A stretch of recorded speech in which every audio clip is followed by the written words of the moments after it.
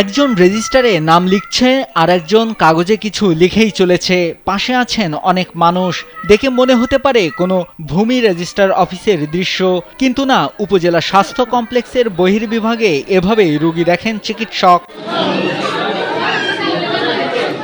জানা যায় এভাবে রোগী দেখার কারণ চিকিৎসক সংকট।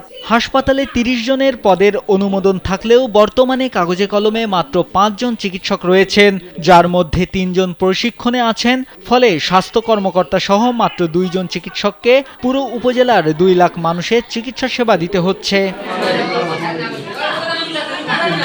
দ্বীপ জেলা ভোলার মেঘনা উপকূলবর্তী দৌলতখান উপজেলা স্বাস্থ্য কমপ্লেক্সে চিকিৎসক সংকটে কাঙ্ক্ষিত সেবা থেকে বঞ্চিত হচ্ছেন এলাকাবাসী। এখন যে কোনো ব্র্যান্ডের পুরাতন এসি বদলে নতুন ওয়ালটন এসিতে উপভোগ করুন 25% ছাড়। প্রতিনিয়ত চরাঞ্চল ও দূর দূরান্ত থেকে আসা রোগীরা ঘন্টার পর ঘন্টা অপেক্ষা করেও চিকিৎসা না পেয়ে ফিরে যান। চিকিৎসা হলো পাইনি, এক ডাক্তার দিয়ে তো ওরা হাসপাতাল তো চালানো যায় না। হাসপাতালে ডাক্তার দরকার 10-15 জন। ইমার্জেন্সিতে মনে 1 ঘন্টার উপরে শুয়ে রয়েছি, মানে কোনো ম্যাডামও নাই, বলতেছে ম্যাডাম নাই, এমবিবিএস কোনো ডাক্তার এখানে নাই।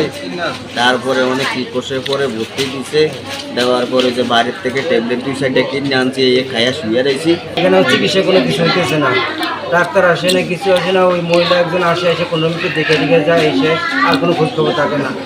উপজেলা স্বাস্থ্য ও পরিবার পরিকল্পনা কর্মকর্তা আনিসুর রহমান জানান, প্রতিদিন বহির্বিভাগ, আন্তঃবিভাগ ও জরুরি বিভাগে 200 থেকে 250 রোগী চিকিৎসা নিতে আসে। বিষয়টি ঊর্ধ্বতন কর্তৃপক্ষকে জানানো হয়েছে। অতিরিক্ত চিকিৎসক এলে সংকট কেটে যাবে। আমি এবং একজন মেডিকেল অফিসার দুজন মিলে পুরো হাসপাতাল এবং সমগ্র উপজেলা স্বাস্থ্যসেবা চিকিৎসা সেবা আমরা চালিয়ে যাচ্ছি, যেটা সম্পূর্ণভাবে দুরূহ এবং অসাধ্য। আমরা চেষ্টা করে যাচ্ছি রোগীদেরকে মানসম্মত সেবা প্রদান করার জন্য, কিন্তু জনবল সংকটের কারণে সেটা সবসময় সম্ভবপর হয়ে উঠছে না। এই বিষয়টা মাননীয় ঊর্ধ্বতন কর্তৃপক্ষকে জানানো হয়েছে। মাননীয় ঊর্ধ্বতন কর্তৃপক্ষ মহোদয় তারা এ ব্যাপারে ভীষণভাবে কাজ করে যাচ্ছেন, আমাদেরকে আশা প্রদান করেছেন অতি দ্রুত এই বিষয়ের এবং এই সংকটকালীন সময়ের অবসান ঘটবে।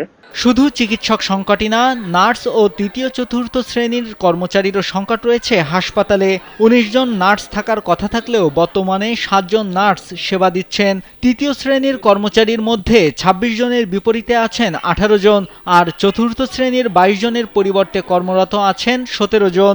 সব মিলে 108 জনের বিপরীতে বর্তমানে হাসপাতালে কর্মরত আছেন মাত্র 57 জন। নাইমুল হাসিব, কালবেলা।